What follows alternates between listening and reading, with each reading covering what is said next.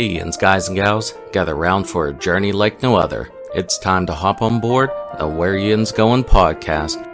From the rivers that meet at the point to form downtown Pittsburgh, to the Great Salt Lake, to the furthest corners of the globe, Matt and Katie will be your compass, your confidants, your companions of that, as we explore the wonders of travel.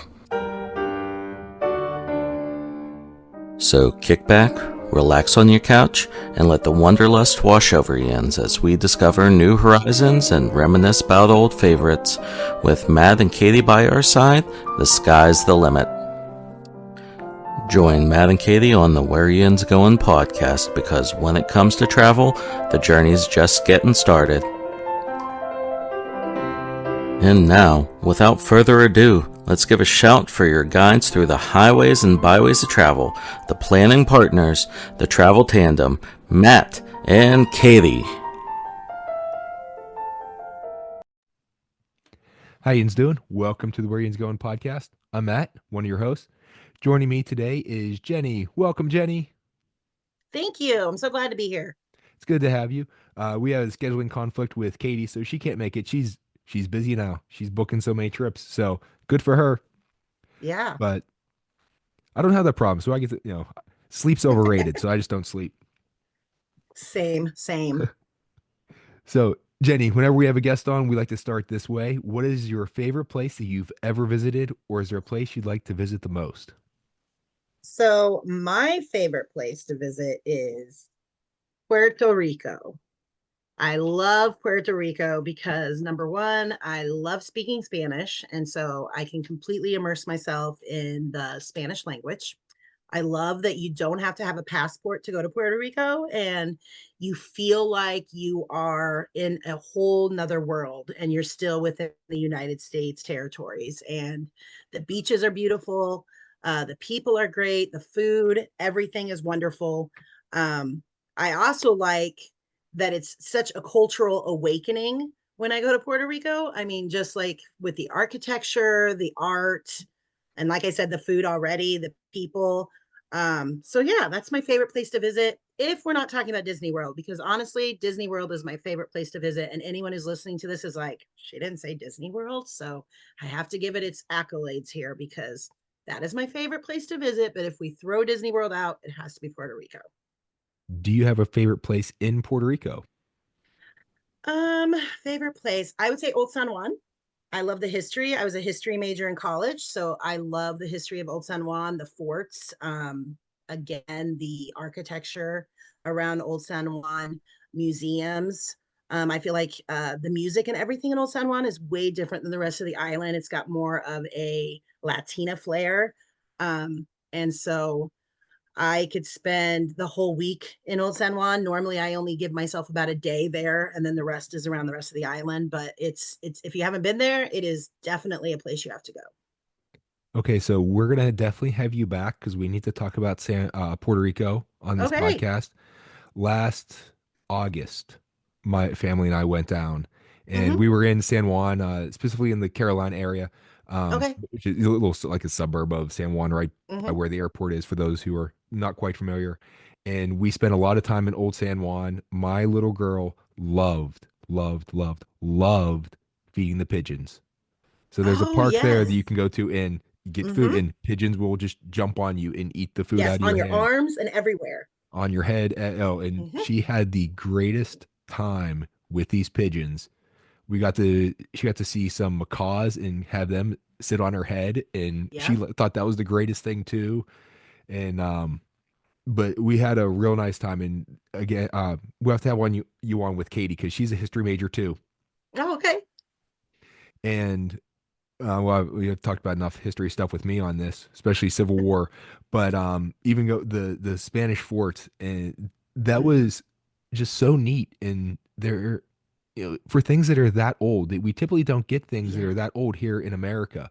Mm-hmm. The country's only getting on 250 years old, and so having things that are dating to the 1500s and Right. like that, Like, wow. It's very awe-inspiring. I mean, I was just blown away walking through the forts when I was in Puerto Rico. It was just like you said, the age and just thinking and feeling the bones of it, to just think about everything that it had seen and everything that had happened there. Yeah, it was very awe-inspiring for me.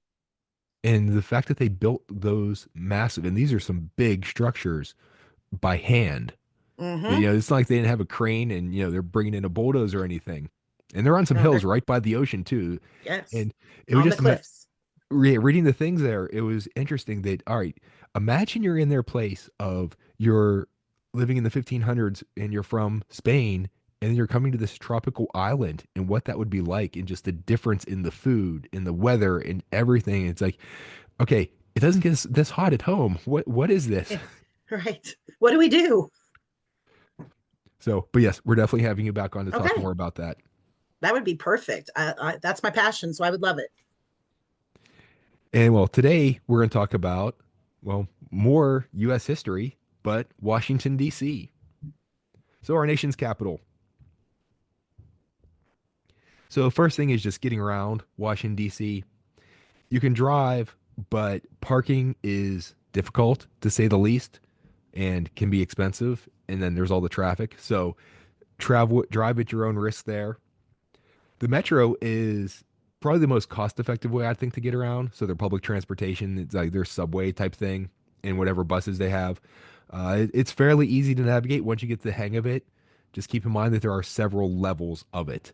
So some of the levels go like north south, other ones are going to go east west. So you might have to go up and down a few levels. And once we figured out, I was like, oh, that's how that works. All right, and we were like pros. Although I think maybe the most common way to get around, at least with tourists, is like to do a ride share or a taxi, something like that. I think that might be the most convenient because you can, there are so many of them there. Don't have to worry about parking, and they can just come pick you up where you are. We've done all of them around that area, so take your pick your poison. Although walking is also really good, especially you might put some miles on your feet. So as Jenny said, going to Disney, you're getting your Disney miles in. That's something like that in Washington, D.C. The nice thing about that is you don't have to worry about getting stuck in traffic and you kind of know how long it's going to take you to get from one place to the next. Yeah. I was going to say when I was in DC, my favorite mode of transportation was walking. And I think I am a fast walker. Anyone who walks with me, they're always like, "Oh my gosh, your little legs! I can't believe how quick they go." But it was like, to your point, it was so hard to find parking. We tried driving the first day, and parking was a hot mess. And then just the traffic and everything. So we walked and then occasionally took a lift if we needed to lift. I think if I could have figured out the busing, next time I go, I would like to look more into that because we didn't do any busing, but everything I've read up on it since sounds like it's a great way to get around. But I found it pretty cost effective just to use Lyft and if we needed to, and otherwise we were just walking everywhere because everything was in such close proximity. Once you got around where the museums are, where all the attractions are. You could pretty much just walk back and forth. So, Yeah, and definitely you should not go with my wife because she is not a fast walker. So she takes her time. yeah, she would be back with my husband who walks at his own leisurely rate and he lets me go. And bless his heart, he will catch up with me eventually. So it works. So if we ever vacation together, I know who I'm going to partner with, Jenny. Me and you'll be There you out doing go. everything, and Yep. the They'll be spouses bringing can up be the in the back. rear. It'll be all right. He has fun. He loves Disney. He just does not. I always tell him, walk with purpose. If you're anywhere you go, you should be walking with purpose, like you know what you're doing and you know where you're going. You shouldn't be meandering along at a slow pace. So, I'm. That's just me. That's how I go through life. I walk fast. Yeah, So, I'm usually halfway down Main Street, like, yes, let's get on the. yes. Where are you? Look back. She's Hmm. all right. She stopped So, at the confectionery. Yeah, that's where my husband normally is. well, it He's gives me like, more oh. time to take pictures. So, there's something to it. Yeah, it works. Now, back to on topic because we never get on tangents here. The lodging in DC. There are so many different hotels in and around DC, and uh, although with the bed Airbnbs, go at your own risk. Some of those can be hit or miss on that. So, if you're going to do it on your own, do your homework. But that's why you use a travel advisor because we can find good places for you. Location will play a big part. So they say the three most important things in real estate: location, location, location. It's very true. Of course, the closer to a lot of these attractions you are, and to the White House and the Capitol building and the mall and all that, you're gonna pay a little bit more. If you don't mind being a little bit farther out in Arlington or in the surrounding areas, you can get a little bit better of a price. Although do get a very wide range of lodging locations, from some that are just few amenities. It's gonna be a nice clean place to sleep, to other ones that are five-star luxury hotels. So you're gonna get what you no matter what you want, you can find it there. Yeah. And just because there's so many options, that again, having a travel advisor to walk you through all that and weed out, okay, here's you tell them what you want, what you're looking for, and then we can find a couple of good options for you. And now that you're there and you know how to get around, okay, that was real quick, but what we're gonna talk about is what you're gonna see there. So, because we're gonna start with, I guess, probably the biggest attraction, the White House. And so tours can be booked from anywhere from 7 to 90 days in advance. On Tuesdays through Thursdays, they'll start at 7:30 in the morning and go till 11:30 in the morning. So there's not a whole lot of time to do it. Fridays and Saturdays, they throw 7:30 to 1:30 in the afternoon. So a little bit extra time, but it's not a whole 9 to 5 thing. You're gonna have to be there early, in the morning if you want to get it done. Nice thing is though, it is free. And you're going to hear that word a lot. So, a four-letter F word, but it's a good four-letter F word. That if you are a U.S. citizen, contact your state representative or a senator. Foreign citizens, contact your embassy in D.C. and they can help set that up. What you're going to see on there are some of the public rooms in the East Wing and the residence. So, the Vermeer room, the library, the China room, the blue room, the red room, and the green room. So, very colorful. The state dining room. You get to see the Kennedy Garden, and Secret Service officers are available to answer questions about the rooms as you're going through. And as you're going to see with a lot of these places, you do go through security when you're entering, obviously, since you're going to the White House. So be prepared for that. And even little things that they can be very strict on this. So little things like a small Swiss Army knife, little pocket knife thing, leave those at home, because they do have restrictions on it and there are signs posted, even this thing is not allowed. So just be prepared for that, or else you might be, as I did one time, I took it off my key ring and I found a nice quiet place to put it under, like a bench, and set it there. This was outside the Washington Monument. They have some benches. I set it there on the ground, out of sight, went in, did our stuff, and then came out and it was still there. But you leave your items at your own risk. Yeah, I do want to add to that. And it's super easy also. I mean, you're talking about how you just contact your state representative, tours booked 7 to 90 days in advance. Super easy to do. So if you're apprehensive and you're like, oh my gosh, it sounds like a hassle, it is not. It was so easy for us to book what we needed for our tour for the White House, and we got it done. I think we did ours. I think we did it 2 months in advance. So we did it probably 60 days in advance. Once we had nailed down for sure when we were going for the Cherry Blossom Festival, which we'll talk about later. But then that's when we bought our tickets. And like I said, super easy. So do it. Yeah, we have not done it. Well, my wife has never done it. It's been a while since I did it, mainly because my wife is not a U.S. citizen. So we have to go through her embassy, and that takes a little bit more of a that's a little bit more of a process to do, or at least you need a little more time in advance. And whenever we decided, oh, let's try and do that, it would just, we didn't have enough time to do it on a couple of our trips that we've been to DC. But that is on the list to go back and do that again. For sure. One of the tours that we did do was the U.S. Capitol. So there's a visitor center that's open from 8:30 in the morning till 4:30 in the afternoon, and you can book these tours up to 3 months in advance. They're offered from around 8:50 in the morning to about 3:20. You get to visit the crypt, the rotunda, the National Statuary Hall. Walk-ins are welcome. You'll get put with the next group that has availability, but they suggest arriving no later than 2:30 in the afternoon, just because if the afternoon ones are booked, then you're not going to get in.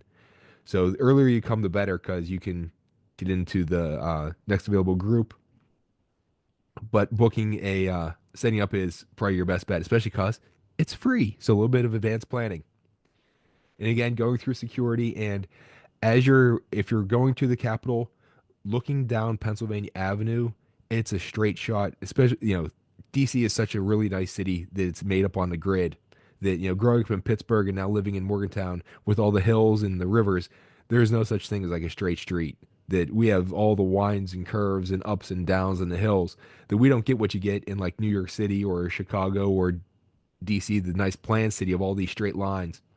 But you get an awesome, awesome view of the Capitol building going down Pennsylvania Avenue. So keep your eye out for that. Now we did do this um couple years ago, and this was so I have a bad me and going to DC don't always mix too well. That the past several trips has been following a knee surgery for me or following a knee injury that required a surgery. So I've been to DC on crutches a few times or recovering just after getting off crutches. So I'm kind of leery to book any more trips to DC because, I like my knees. So I was Mhm. actually on crutches whenever we did this one, but it was really informative. Just the places they take you, and again, if you get with one of your representatives or a senator, you might be able to actually go back into the see a little bit more to get like a personalized tour of the Capitol building that you can book. So again, contact them, see what they can arrange. But even the public areas of the crypt and the rotunda is just so gorgeous, and our guide was so fabulous that it seemed like he knew every single thing about this place, answered every question, went into depth about so many things. And the cool thing was the statuary hall that we were down there, and he was saying, going to the different members of the group, okay, where are you guys from? And he would, someone would name a state. He's like, oh yeah, you have this person and this person. They're right over here. Someone else, this state. Oh, you have that person and that person. They're right over there. And so he actually was pointing out and making it a little bit more individual for us, which was really, really great. And then right off of that, you can go see the Library of Congress. And if I remember this correctly, there's like a tunnel that we could walk through to connect the two. And going into the Library of Congress, you need a time-based entry, and you can reserve these up to 30 days in advance. Although walk-ins may be available, and that's what we did. That we hadn't planned this, but we were there and got off the Capitol tour, and the Library of Congress is right there. So we went over to look at it, and we signed up and went in and got to look around. They do have some restrictions on how many people can go in, but you get a cool library card as part of it. And being in there and just, oh, it's so gorgeous and so big. And, we got to see some of it as part of or they talked about at least on the tour. And so we got to go in and actually see a little bit extra parts of it and what they were talking about beforehand. It's like, oh, look at that. Yeah, that's neat. The thing they said. And so it was really, again, history person here I was very intrigued. We didn't get to do that, so I have nothing to add to that, but it sounds like something obviously I need to add to my list for when I go back because it sounds wonderful. I actually felt kind of bad that we were my wife and I were just in there just looking around like, oh, this is so amazing and like kind of taking pictures and kind of gawking at it and everything. And then there's people there actually like reading things for, to try to learn something and do research or Right. whatever else. So like just walking around, I was like, I need to pick up a book and read something to make sure I fit in. But that's the nice thing that they are welcoming with people who are just there for a tourist aspect just to walk around, Right. and it's definitely Atmosphere, worth right. seeing. Just make sure you're quiet. Don't want to get shushed. Some other things to see: the Pentagon. You have to register at least 14 days in advance. Lasts about an hour, and again, very strict security going through. This is one we haven't done, but this is the building that has the most number of miles of hallway in the world. So just being in there with all the different levels, going around the outside of the Pentagon, configuration. That's something I want to get into. I'd like to see that. And on a less strict level, the John F. Kennedy Center for the Performing Arts. So whether you're into theater, dance, music, whatever, they have all kinds of different performances. and the Kennedy Center awards that they give out every year too, for great recognition of doing great in the arts. So you might have a tough time getting one ticket for that, but for the other places or the other events they have there, a little bit more available. Again, this is another place we haven't had a chance to go to. My wife is not exactly into theater, not nearly as much as I was. I grew up, my mom loved going to plays and Broadway shows and all of that. And so even the TV, movie versions that we watch those all the time. My grandma loved them too, so it was, kind of part of our family growing up. And having a little Um, 5-year old now, hopefully we can get her into that too. yeah, I love theater, so you're speaking to my heart. I could sing before I could talk. I love Sound of Music, Wicked. Of course, right now Wicked is gaining quite a bit of fame because of the movie, but Les Miserables is my favorite. I have seen it probably, I don't know, 18 times at various theaters around the United States. And then my biggest brag on theater is I saw Phantom of the Opera at the Venetian when in Vegas. They had the Venetian, they had the special theater built in the Venetian Hotel just for Phantom of the Opera, and it was the most amazing thing I've ever seen. Like they they had the little sides where the curtains would draw back as you were going back in time, and the theater was getting put back together, and the chandelier was going back up before it fell. If you're familiar with Phantom of the Opera, and it made you feel like you were going back in time to the time when the theater was at its height, and I have never experienced anything like it. It was sensory overload. So for people who got to experience that in Vegas, I'm telling you, nothing has ever come close in all my years of life to that experience. And So slight spoiler alert if you haven't seen Phantom of the Opera. But if you yeah, haven't seen it, slight what are you waiting spoiler. for? It's only been out for, 100 some years. Yeah, and you can get the movie if you can't go see it on the actual stage. You can actually just get the movie and watch it. Even though the stage is much better, obviously, stage is better for Oh everything, yeah. but yes. And then my daughter, who's 20, danced ballet. So until she blew out her toe joints, but she danced ballet until she was 16. So we got to travel, and she did Miami and danced in Miami at their theater. And so we are a theater family. I love theater. And I did not go to the John F. Kennedy Center for the Performing Arts. So I've actually circled that as well for my next trip because I need to add that. And I think, I don't know if it's my favorite, but I've definitely seen West Side Story the most. Mm-hmm. And just because, whenever I was younger, my cousin who, she was in theater and she, acted and sang and danced and wonderful. And now she works at a high school in Pittsburgh that she is the theater director, that she teaches English, but she also helps run their Oh, plays. nice. Mm-hmm. And so they're into it too. But there was like one year that, whenever I was first done with college, I taught high school for a year, and our high school did, um, West Side Story as their play that year. And then my cousin was doing West Side Story. And then there was another reason that like I saw West Side Story again. So one year I saw it so many times in a row. But it's such a great movie and a great play. It is. Natalie Wood is amazing in West Side Story. I love Natalie Wood in what's the Christmas movie Husband that just walked in the room? The one we watch every year on TV, Miracle on 34th Street. I had a blank. Anyway, when she was a little girl. And so full circle moment when she was in West Side Story. But anyway, yes, West Side Story is fabulous too. So is Yeah. this the new versions or the old versions? That's the old version The original versions? from Okay. probably what, 1967, I want to say, Yeah, going whenever West back. Side Story was out. Yeah, Natalie Those are Wood good. was the original. There's a newer one that's out now, or that came out a Hmm. year or so ago, and that was fabulous as well. But Yes, that one so was also fabulous. Plus, I it think I, sings to my Puerto Rico. It sings to my Puerto Rican, like I want to say heritage, but I'm not Puerto Rican. My Puerto Rican love, because obviously West Side Story is the story of Puerto Ricans who have come to America and living the American dream. So, and the other thing I love about West Side Story is just some of the comedy in it. The little uh-huh, lines that, it's great if you it pay is. It's attention to very the good. lyrics. So moving on from the Kennedy Center. Now, if we haven't sucked you in to go into a play that, going to see something there. Go see Hey, Wicked. It's great.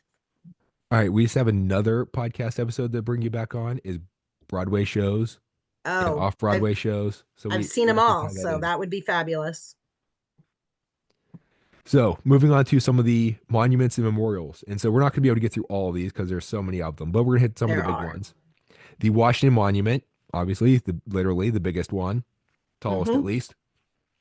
You can get your tickets 30 days in advance online, and this is 30 days. You need to be get these exactly there because they will sell out very, very quickly.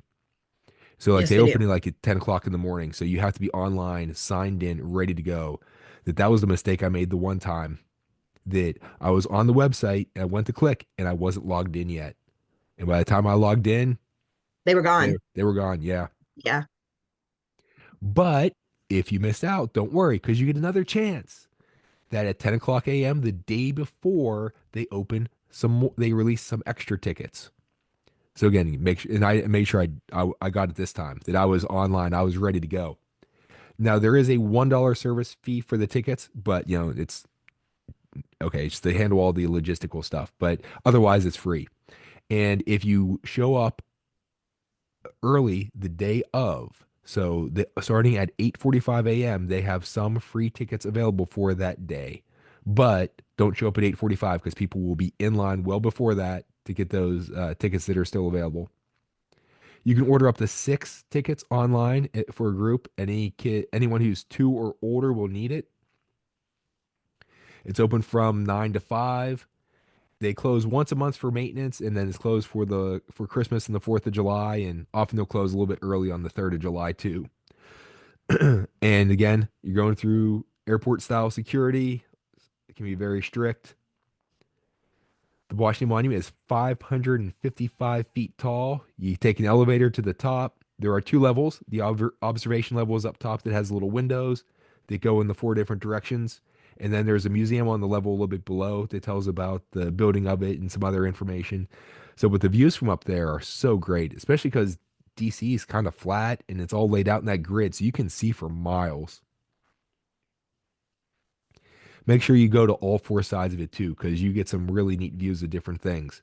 And being able to see the White House from up there and the Lincoln Memorial and the Capitol building, it's seeing a bird's eye view of Washington, D.C. It's something you can't see otherwise because, they can't quite fly over that area. And even whenever you get there a little bit earlier, just walking around that area with all the flags and standing on the one side and being able to see the Lincoln Memorial and on the distance on one side and the Capitol building on the other, and you can get some really good pictures peeking around the corner of the Washington Monument. Just be careful that on one side it might be really windy depending on the time of year that you're there. So use that Washington Monument as kind of a windbreaker. And speaking of the Lincoln Memorial,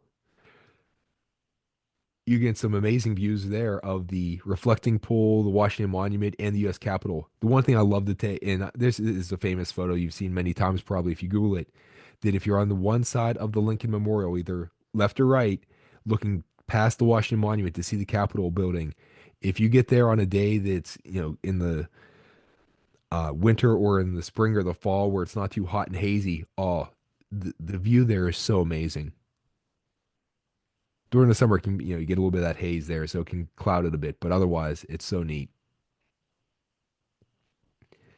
And I'm a big fan of the Lincoln Memorial anyway. Just the quotes there that Lincoln was such a great president, and there was the movie Lincoln that came out. Oh, geez, when was that? 10, 15 years ago. That oh, who was the guy who played Lincoln in there? But he did such a fabulous job of giving portraying Lincoln as like the calming voice. Like there's basically chaos around him with the Civil War, but it's like just so under control. It's okay. We'll handle this. We'll do this. And it's no wonder that he, did such a great job as president. Really neat thing that you won't really hear about too much at the Lincoln Memorial is that behind the statue, there's a break room for the park rangers. I learned about this on Jeopardy that one of the one of the contestants used to be a park ranger at the Lincoln Memorial and had the key to the break room. Well, that's awesome. Yeah, and so that was her job. That she would, well, that in the bathrooms, that she would lock the bathrooms up at night and open them up in the morning, and there was a break room behind the statue. Please don't go in there. It's for the Rangers, please.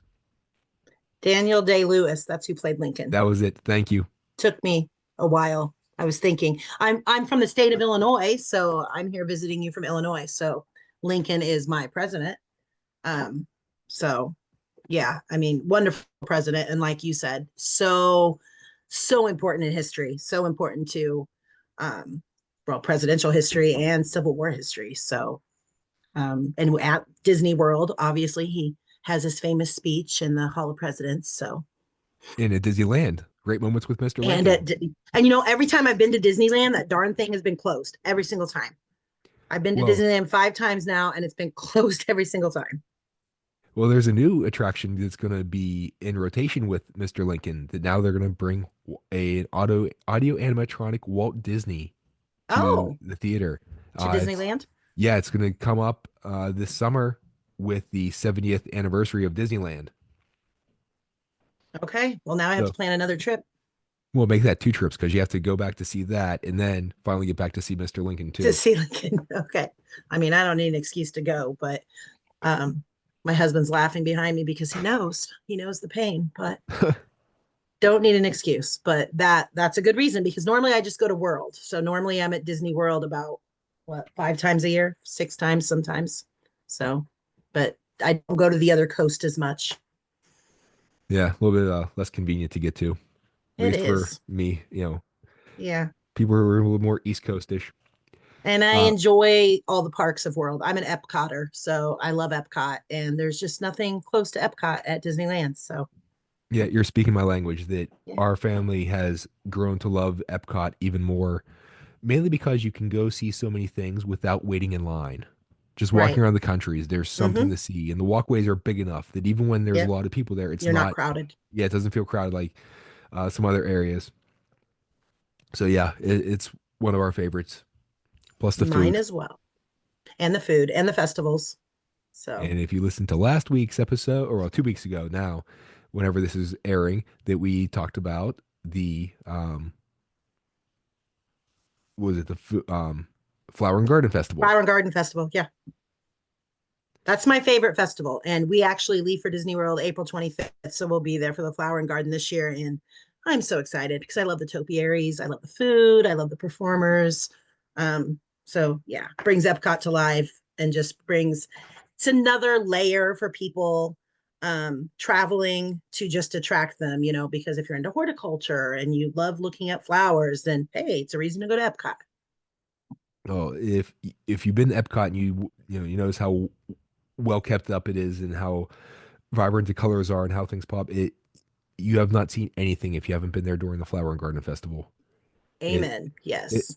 Speaking of classic movies and plays and stuff, it's like being in The Wizard of Oz and going from Kansas into Oz when you open that door and then it's just color. Color, the Technicolor. So funny you mentioned Wizard of Oz because that's my ultimate favorite of all time.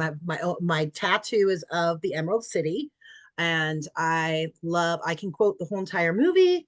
I will not do that. I'll spare you. But and I collect Wizard of Oz, so I have tons of Wizard of Oz memorabilia. My husband again is coughing under his breath back here because to say I collect it, no one truly understands until they see the fact that well, my whole basement is full of stuff I can't display because I own so much. And then I have one whole curio cabinet devoted to my Wizard of Oz. And we're talking 2 curio cabinets. I'm sorry, I downplayed myself a little. And it is quite expansive, let me tell you. So that movie's always been magical to me and started me on my path as far as musicals go, was Wizard of Oz.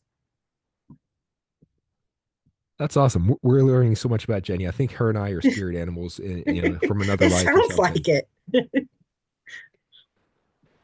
That's why we get along so well. There you So go. There you go. next up, after Lincoln, there's the Jefferson Memorial, which is across the tidal basin, but you get a really awesome different perspective of the White House and the Washington Monument from Hmm. there. You're looking through and you can see right kind of through some of the trees, and then the White House is just right there. So it's like kind of like it's in the distance thing. I can see it, but it's far away. So it's just we were there. I was like, hey, I noticed what you could see. I was like, that is so amazing. It's a different vantage point to your to what you're saying. Uh And huh. yes, it's really neat to look at it from there. Yes. Especially during the cherry blossoms. So, Oh yeah, because it's right there on the tidal basin, hmm and they recently refurbished it too. The last time we were there, they were still doing construction to fix hmm things up a bit and make it more ADA accessible and everything. Add some yes. bathrooms and things like that. So it's been updated, so it's easier to visit than ever. Now on the opposite side of the reflecting pole from the Lincoln Memorial is the World War II Memorial. So this is between the Lincoln Memorial and the Washington Monument. Some of these other ones, they're not quite as famous, I guess, or as popular or as talked about. But the nice thing about the ones that aren't quite as, popular or common is you have a little more privacy. That there's not as many crowds and you can actually Mhm. walk around, you can read things more, you take your time without feeling rushed. Now, the Vietnam Veterans Memorial, the wall designed by Mylan, that's probably one of the more famous ones.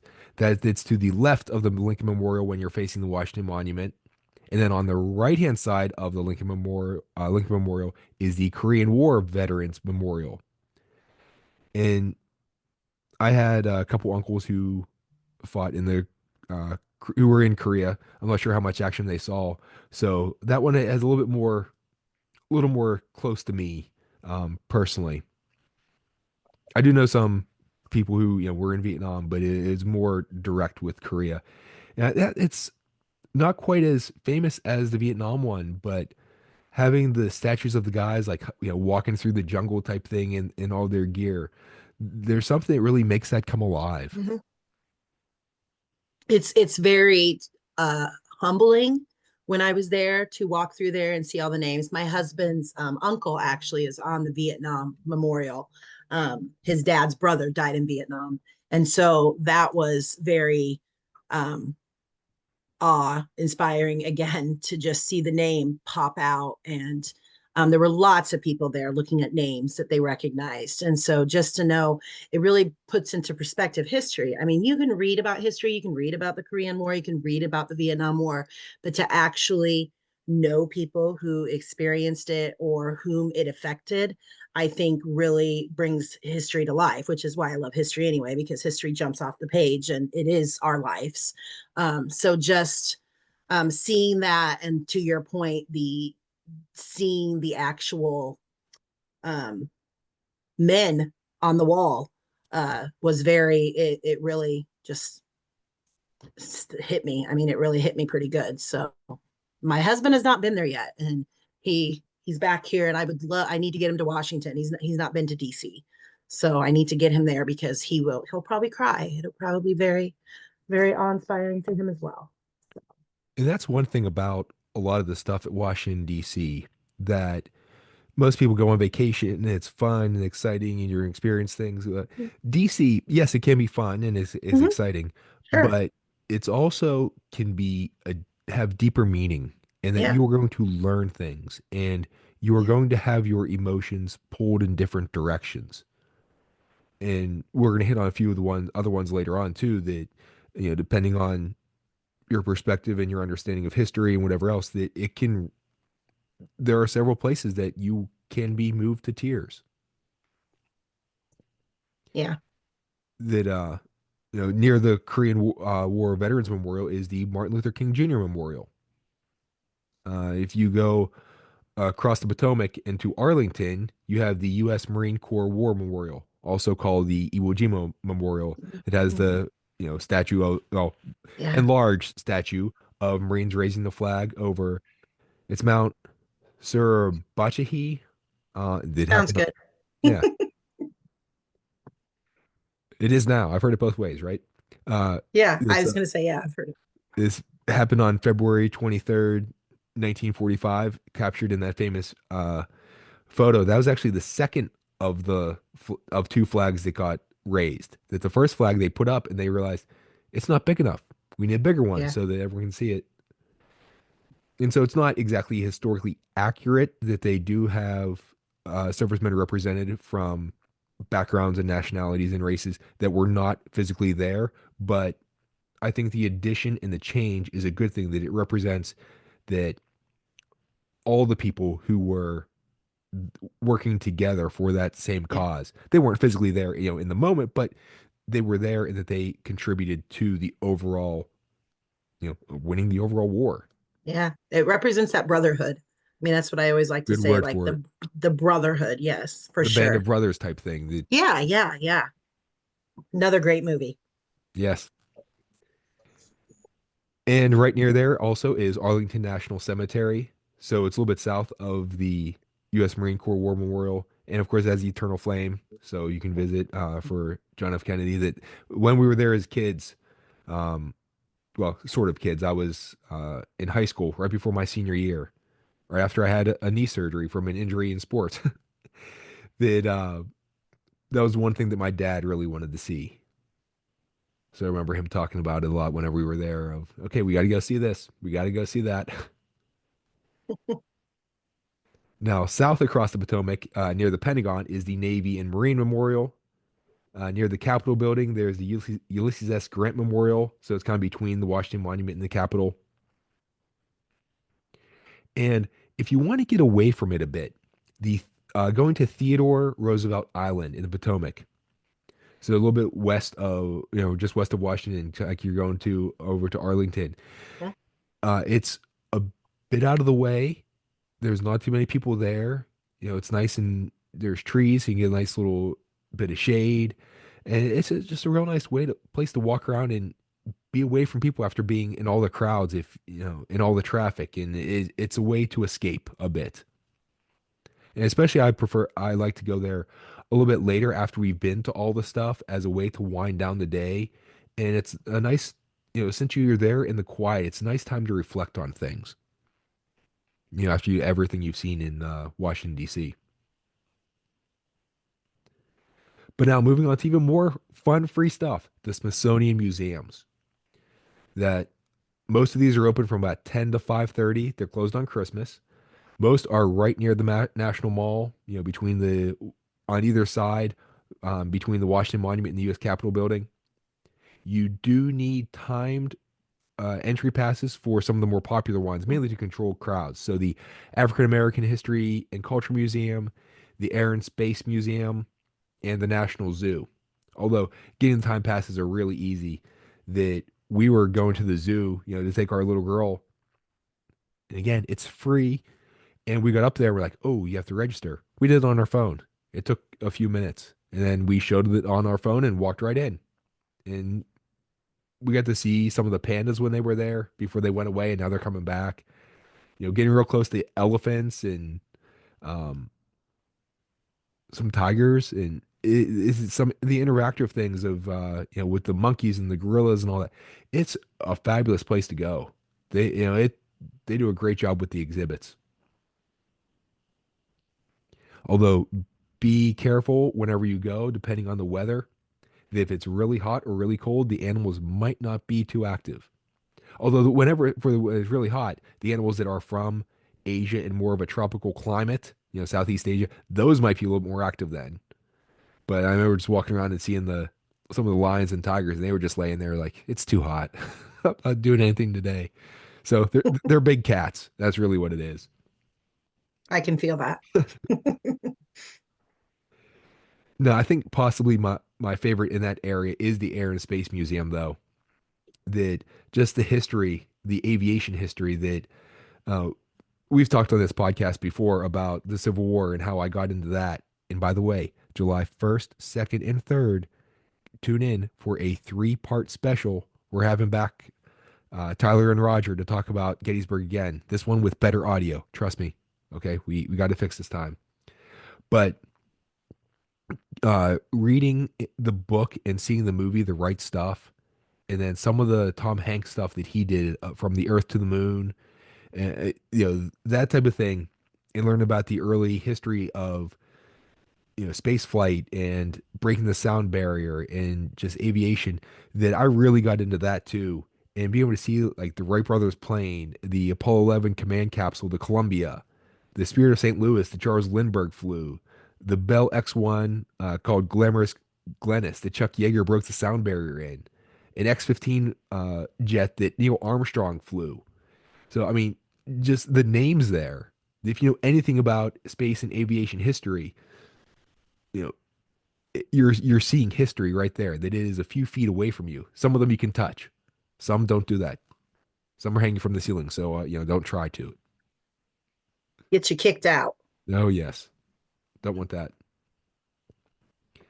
But then here's this laundry list of other museums that you don't need a passes for. You can just walk right into the African Art Museum, the American Art Museum, the American History Museum, the American Indian Museum, the Anacostia Community Museum, the Archive of American Art.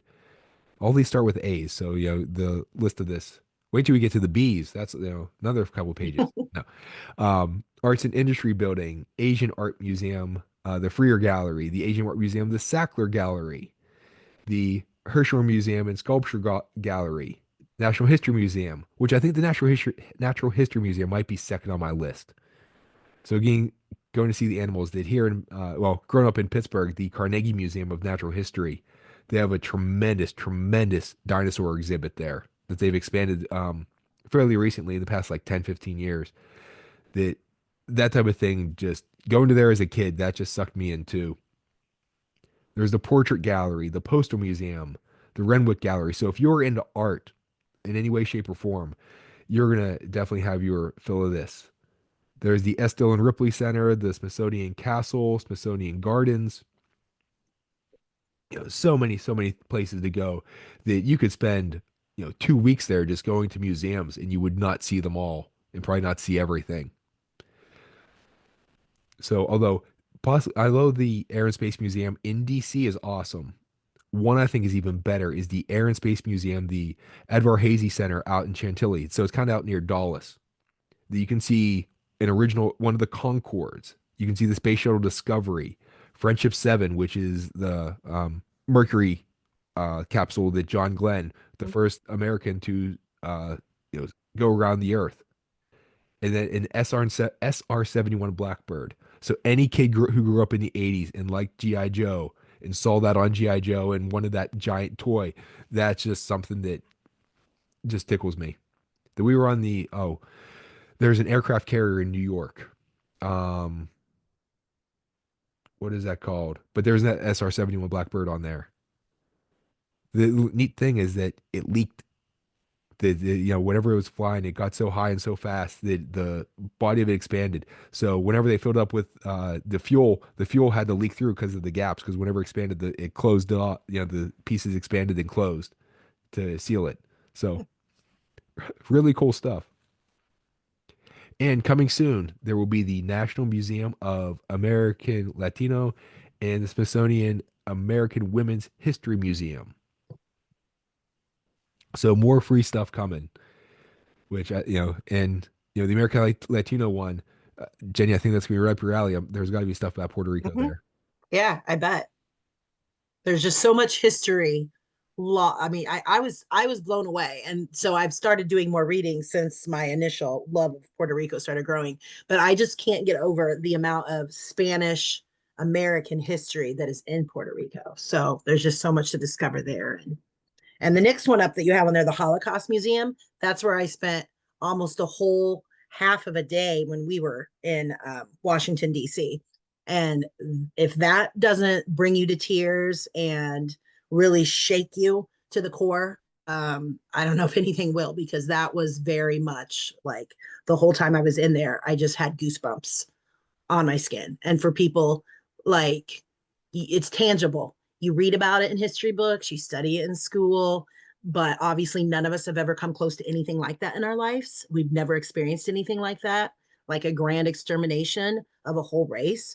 And to actually be somewhere where you can tangibly see um, artifacts from people who experienced that and that are no longer with us, it just, I mean, like I said, it just was one of those things that hopefully we've learned from our mistakes and history never repeats itself, because that is just something that's part of history that not very proud of, that's for sure.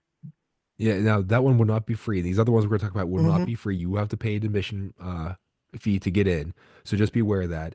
But bring your Kleenexes Yeah, to there, or well, I think they actually have them in every room, they and do. they'll And it was very cheap. I don't remember how, I mean, I don't remember how much it cost, but I know it wasn't like, it wasn't more than like 20, it was like $18 or something. I mean, for the Holocaust one. yeah. I didn't do the others there, but like I said, it definitely was well worth every penny. And whenever you're going to some of these other museums, that you are contributing to a good cause because they have Hmm. some. It's there, there's good information in them. And I Right. believe at the Holocaust Museum there's an exit that you can get out from like every room that I know. Yeah. Specifically some people who are of the Jewish faith and Jewish heritage that I've talked to them. The one person he said, yeah, I've gone there so many times. He like lives in the DC area. And he's like, I don't think I've ever made it through that, that is that moving. It's kind of Hmm. like going to the 9/11 site in, World Trade In New Center York. site in Yeah. New York. Yeah. Yeah. Now, another one that's a little bit, hopefully won't make you cry is the museum, which basically goes through newspapers and reporting and all that, and being DC with all the political history there.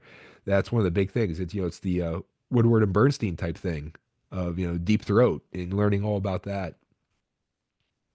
The Frederick Douglass, enunciate, yep, National Historic Site. The DAR Museum, so the Daughters of the American Revolution.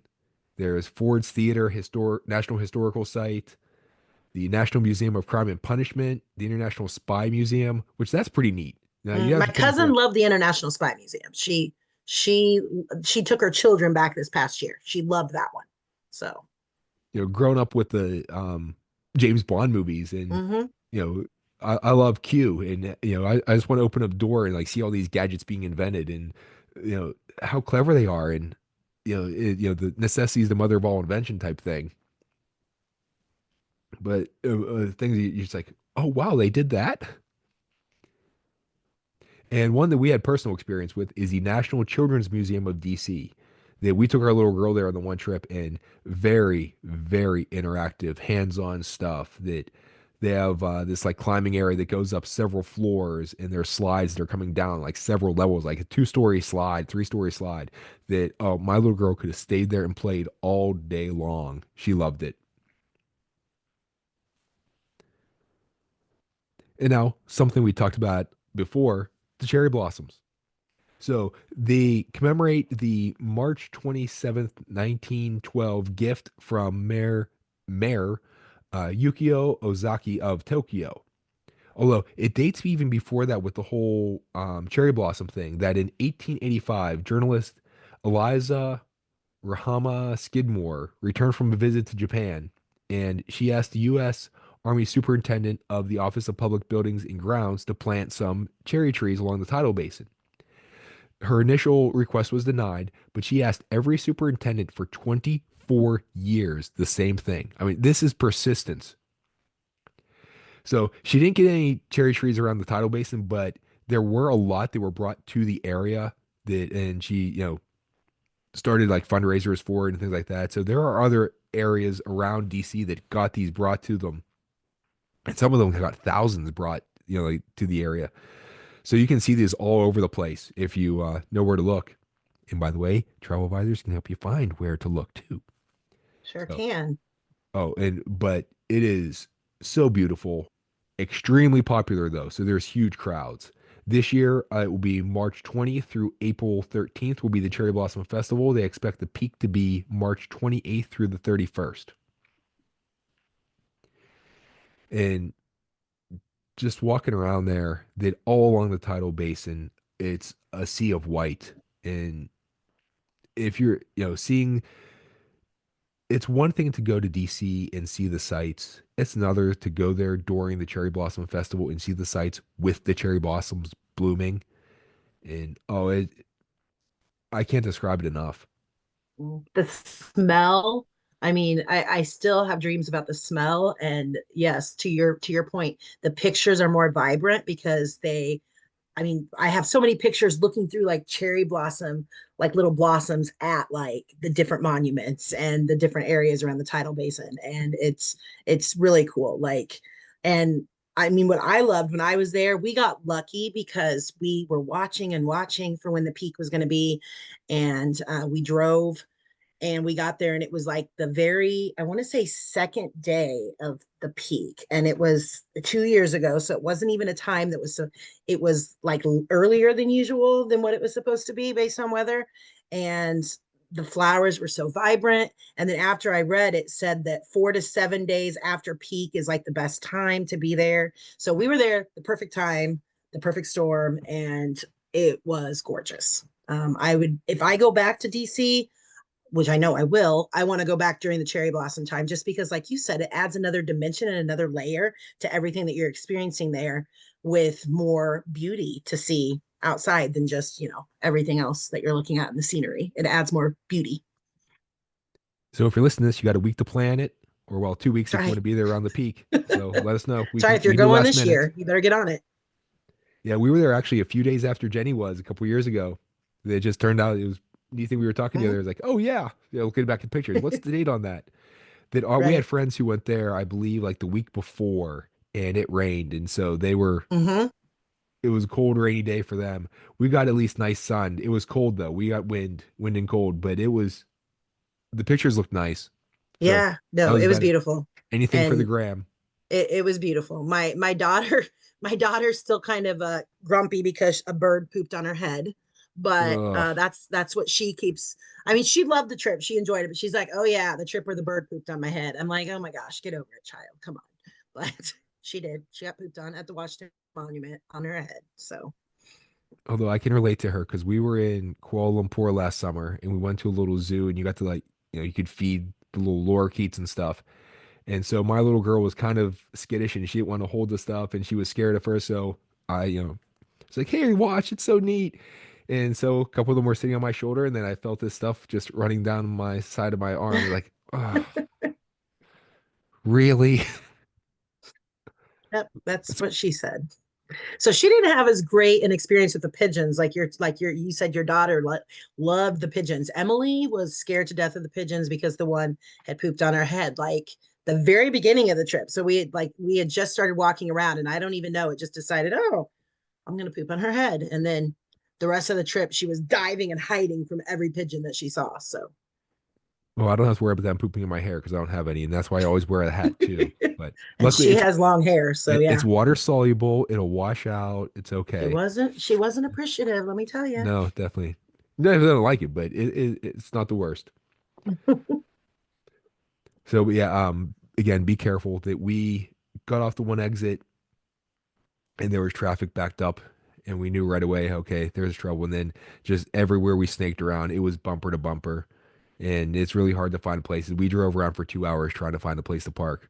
And of course, we finally found one, GPS, and we could see it coming down the street and looking at it like, yes, there it is. We're almost there. We should be there in 5 minutes. And the road was closed between us and that. So we had to loop around the block. It's like, oh, really? To get to the spot. So again, this is why getting a lift or public transportation or something along those Mm-hmm. lines. Because then if you get stuck in traffic, all right, let us out here. We can walk faster. We're Yeah. fine. Or the taking the metro, whatever. And nice thing about taking the metro is whenever you get your souvenir of the metro card, you get to take home. We still have ours. I should write down for show and tell. It's upstairs on the one shelf. But yeah, be careful going the peak times or any time around the Cherry Blossom Festival because the traffic is crazy. So, but one other thing that we've been there a lot for seeing the embassies. Like I said, my wife is from Indonesia, so whenever she needs her passport renewed, we take a trip to DC and go to the Indonesian embassy. Yeah, I think we've been there, 3 times already, so I kind of know my way around and can get there. In Embassy Row, it's Massachusetts Avenue. It's in Northwest DC, right near DuPont Circle. And the really cool thing is that I'm almost 50% Polish. And right around the corner from the Indonesian embassy was the Polish embassy. And the flags are almost identical. That the Indonesian one, they're the Merah dan Putih, so red and white in Indonesian. So red on top, white on the bottom. Poland, white on top, red on the bottom. So we have that nice little thing. Now the Polish embassy has moved since then, so it's not there anymore. But it was pretty neat that we were walking, we were right there, and we turned the corner. I was like, "Hey, there's the Polish one." They're right by The- each other. yeah, the ones you just stumble upon, just walking up and down, and just seeing the different flags.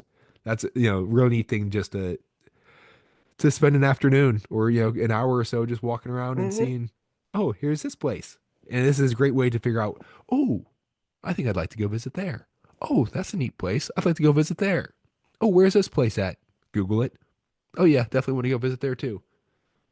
So not necessarily it's something you can do for free, but it might, hurt your pocketbook later on. Now, one of the really nice things that since DC is such an international destination, and it's the capital of the world of the US, so you have people from all over the world there. The restaurants from so many different ethnicities and different types of food that you can find. That my wife loves going here mainly because of the food too. Of let's try this restaurant. Oh, that sounds good. Let's try this one. Oh, what's at this place? Oh, yep, let's go for lunch here. They talk about eating your way around the world at Epcot. You can eat your way around the world in Washington D.C. as well. The food trucks, we didn't talk about that, like around Oh all of the yeah, different museums. There are so many food trucks. I mean, I was amazed at that because I wasn't aware they were going to be there. And I said, oh my gosh, you could have some Thai food, you could have some Chinese food, we could get some German food. I mean, they're just all mixed together all over by where the museum area is. So that was really neat for me because I love food. So yeah. Just walking up and on down, up and down along there. It's hmm. whatever you're in the mood for, you're gonna find something. And if you're And hungry, it's your own fault. That's for sure. I say that with Epcot too. When I have clients that go to Disney and they're always worried about food, and I said all I can say is if you go to Disney World and you come home and you're hungry, I said you've done something wrong because there is so much food at Disney that there is no reason to be hungry at all. I mean, like we normally do the dining plan, and if we do the dining plan, I come home and it's a good thing I walk 13, 14 miles a day when I'm at Disney because when I come home, I feel like I have eaten everything but the kitchen sink. So it's just, and sometimes, and I had the kitchen sink this time. That's right. It was the first time I had the kitchen sink at Beach Club or at Beaches and Cream. And so I can now say I've even had the kitchen sink. So, yeah, Yacht um, and Beach Club. And if you'd like to hear more about that, Katie and I did an episode about the Yacht and Beach Club. And actually, it was a two-part episode. One was on the Yacht and Beach Club, the other was on the boardwalk. And I'll have to check that one out. I haven't seen that one. oh yeah, favorite place to stay right there. I love the yacht club. It's my favorite place to stay. That's my parents. Yeah. Hmm. Love the yacht club. And if you have dietary restrictions, Disney is wonderful with that too. For And sure. Katie and I did another episode talking about that. And even Sandals does a real great job too. So Hmm. there are places you can go that you don't really have to worry about it because Yeah. they're gonna Everything. cater to you. I have a shellfish allergy. I mean, I've never felt not safe at Disney. And then I had someone that had a gluten allergy with me once, and they bring you a special menu. They ask if you want to speak to the chef. They'll bring the chef right out to your table and talk to you about any concerns you may have and go over the menu items that sometimes they'll even prepare you a special menu item and bring it to you so that it's gluten free, which I thought was just amazing. I mean, you don't get that everywhere. So, Oh yeah, Disney goes above and beyond. mhm. But you're still gonna find good stuff in DC too. So don't worry about it. And now if you like sporting events, DC has so much to offer that they have the Washington Nationals in baseball, the Capitals are hockey, the Washington Wizards are the NBA, the Washington Commanders are football, and then college, Georgetown, Maryland, George Washington, and those are just some of the bigger ones. The Naval Academy is not too far away. They have American University, Catholic University, Howard's there. So no matter what you want, if you want to see some athletics, uh, you know, some sports, definitely something to find. And of course, no trip would be complete without shopping. And there are so many gift shops all around that area, especially around the mall and the with the monuments and the museums and the White House, that most of the museums have a gift shop, and then there's other standalone ones you can buy little trinkets and souvenirs and things. And some of them are pretty clever too. You're gonna see a lot of repeats, and some of the stuff is very low quality, but you can find some really neat things in there. Hmm. It's a good thing that so many things, not everything, that so many things are free because there is a lot of shopping, especially around the festival. Because when you're there for the Cherry Blossom Festival, they have special booths with special shirts and bags and all kinds of stuff devoted primarily to the Cherry Blossom Festival, which is really cool.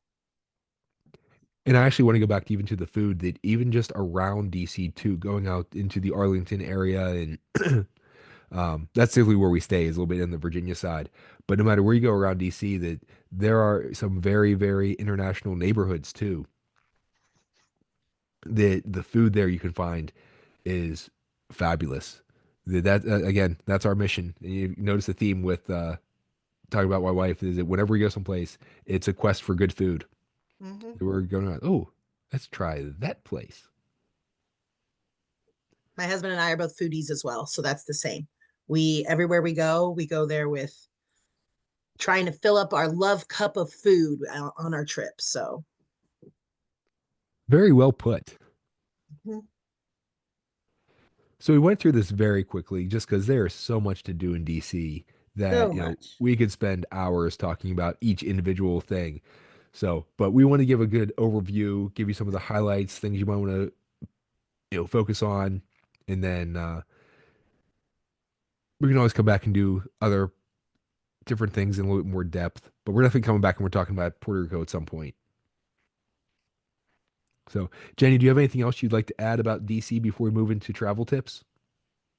I don't think so. Just like I said, if you've never been there, I mean, even if you're not a history buff, I feel like there's just so much embedded in Washington, D.C. that makes it perfect for older travelers, perfect for families with children. I mean, there's so much for families to do with children. You don't always get that with every travel destination. I can't normally market it to all age groups and generational travel and kids. I mean, but DC is one of those places that you can go regardless of what makeup your family is, like what it consists of. It's just there's something for everyone. Is that your travel tip, or did you have something else to? Nope, I had a That's different it. travel tip. I'm sorry. Okay. My travel tip is the early bird gets the worm. My grandma taught me the early bird gets the worm, and it goes for Disney. I mean, obviously at Disney, the early bird gets the worm, and it goes for anywhere else you're going to go. Anywhere you want to travel, it helps you avoid the crowds. It allows you to get great photos without the crowds. It gets you, I mean, you can experience as much of the new culture you're in as possible. And you just have so much. I always tell my husband that if we're traveling, there's plenty of time to sleep when we're dead. We don't need to sleep while we're alive because we need to be experiencing these things. So if I'm on vacation, I want to be experiencing as much as I humanly possibly can while I'm there and getting my bang for my buck. So get up early and get after it and see as much as you can, do as much as you can, because you only have one life, and it might be the only time you ever get to go to that destination. So get up early and go after it. Very true. Again, me and Jenny, we are spirit animals.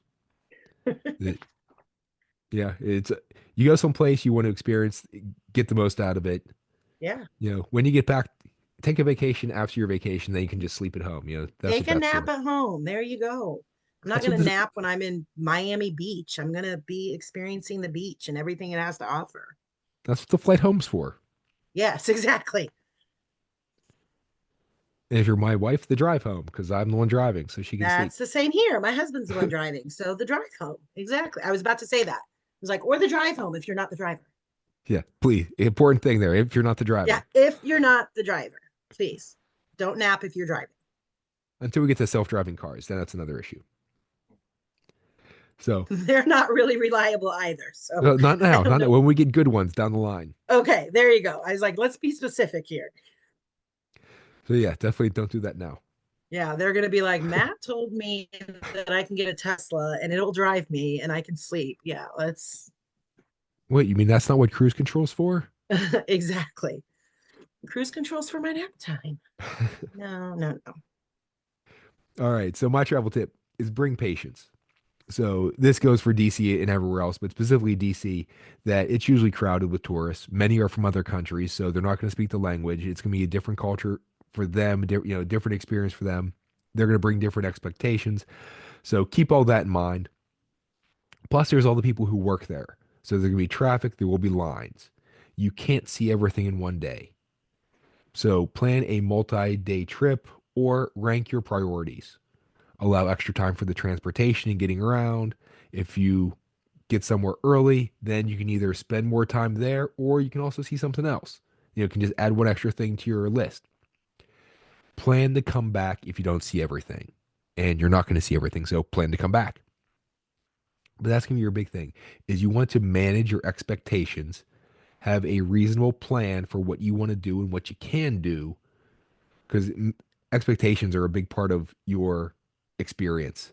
That if I expect to see everything all in one day and it's going to be awesome and no lines, and you're going to be vastly disappointed and it's not going to be a good trip. But if you have a realistic expectation of what you can do and what you will do, and you have your priorities in line, that all right, I definitely want to see these things, and then we'd like to see these other things if possible, then you can see what you really want to see. Then your next trip back, you can either go see your favorites again, or then you can build in new things to see. And Washington D.C. is easy to get to. Now for me, it's really nice. It's a couple hour drive. 3-4 hours we can get there depending on traffic and a few other things. But it's a major city. It's the capital of the U.S. Flights will go there, so you can always find a way to get to D.C. without too much trouble. Now, if you have a destination or an experience that you'd like to have us discuss on the Where Yinz Goin podcast, or if you'd like to share your favorite destination or travel tip, feel free to contact us. We'd love to hear your feedback and ideas. Jenny, how can people get a hold of you? Jenny at dreamsbydesign.travel.com is my email. And then on Facebook, it's Dreams by Design Travel with Jenny. For me, my social media is at Matt with DBD on Facebook, X, and Instagram. My email is matt, M-A-T-T, at dreamsbydesigntravel.com. All this information will be in the show description. So if you want to contact us to book a trip or have any questions, you know how to get a hold of us. You don't have to have written this down or have a photographic memory. Don't have to worry about spelling. It's all going to be there with handy links. Jenny, this has been fabulous. I cannot wait till we have you back again to talk about Puerto Rico and Yeah. whatever else. Some Broadway shows, I'm hoping. Oh, no, Sounds wonderful. the travel guide to seeing theater in different There you locations. go. Yes. Because we can talk about, I know that there is a desire for that. So oh, we can expand this to a lot because there is Broadway, there's off Broadway just in New York. mhm, You talked mhm, about seeing shows and other things in Vegas, right. which I have a cousin and aunt who live out there. hmm And Uh, I live in Illinois, so I have Chicago and then I have Kansas City. So I've done all of those. then there's uh, Disney. They have hmm their shows there. Yep.